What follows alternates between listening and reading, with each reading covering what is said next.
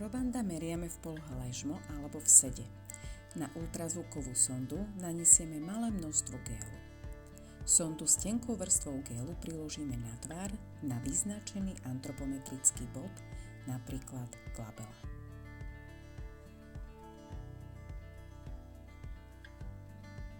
Priloženou sondou sa pohybujeme po tvári v danej oblasti, kým sa obraz na ultrazvuku nevyjasní do požadovanej kvality.